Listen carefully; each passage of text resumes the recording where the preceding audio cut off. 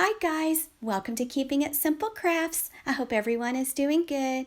Today I am showing you how I made this beautiful flower splatter screen wreath using flowers from Dollar Tree. For this wreath, you are going to need one splatter screen, and you'll want to remove the knob, and you can spray paint it or paint it if you would like. You're going to need some pipe cleaners and 15 floral picks. You're going to need your wire cutters and your scissors, and you're going to either need some ribbon or something for the center of your splatter screen. First, I took my floral picks and I just cut them off of the bunches and made the stems shorter. And I just took like a variety of colors each time, and I just made a bundle of 3, and I took a pipe cleaner, which I cut in half, and just wrapped it tightly around the 3 flowers. And I went just above the leaves on most of my little bundles of flowers. So you just give the pipe cleaner a good twist, nice and tight around the 3 flowers, and then you're going to want to take your pipe cleaners and you're going to thread them through the splatter screen. Now the cheap, inexpensive pipe cleaners work best when you're working with a splatter screen wreath. You do not want to buy the fluffy ones because they are so hard to thread through the screen. So you're going to want to place your flowers about a ½ inch or so away from the outer rim of the splatter screen. So just thread your pipe cleaners through, go to the back, and give the pipe cleaners a few twists and fold them down. Same steps, gather 3 flowers, take your pipe cleaner, and I just went about 2 inches or so below the roses and twisted my pipe cleaner tightly around the flowers.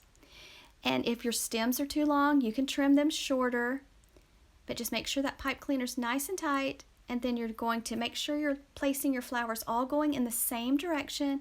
Just scoot down just a little bit so that you're mainly seeing flowers and not so much leaves. My flowers all came from Dollar Tree, and I purchased 15 of the floral picks. So if you want to fill in the center section of your splatter screen, you will need to purchase more flowers, but I just purchased 15 at Dollar Tree.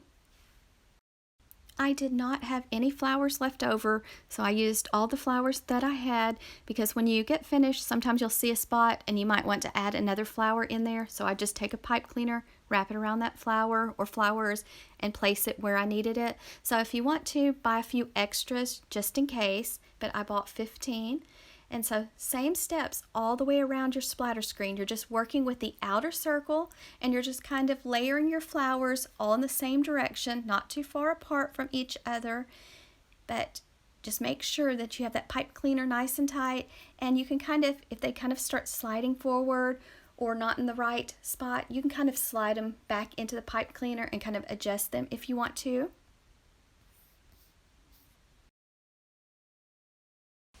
I know at this time of the year, a lot of people are making tulip wreaths right now, and so this is a cheaper alternative to making the tulip wreaths. So everything here came from Dollar Tree. Maybe I shouldn't say a cheaper alternative, because if you can get your tulips at Dollar Tree, that's wonderful. But I know when you have to buy them at Michael's, it's so expensive, and when you have to buy your styrofoam wreath form, it gets expensive. These splatter screens are so nice for only $1. If you do not want to, you do not have to put anything in the center of your wreath. It looks pretty without doing anything to it, but as y'all know, I like to tie big bows, so I added a bow to the center of my wreath. But you could put a cute sign in the center. You could put flowers, so just be creative and do whatever makes you happy.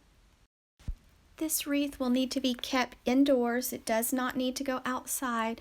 And if you want to go back after you finish your wreath, you could add a few dots of hot glue to make sure everything stays in place.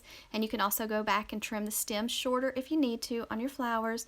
And then on the back, you can go back and trim your pipe cleaners shorter. And you could add some felt to cover the back of your splatter screen so that it does not scratch your door or your wall.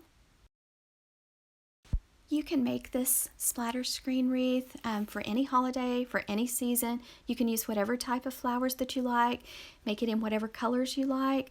But I just used what Dollar Tree has in right now, which is a lot of roses. And so just do whatever makes you happy and whatever goes with your home decor.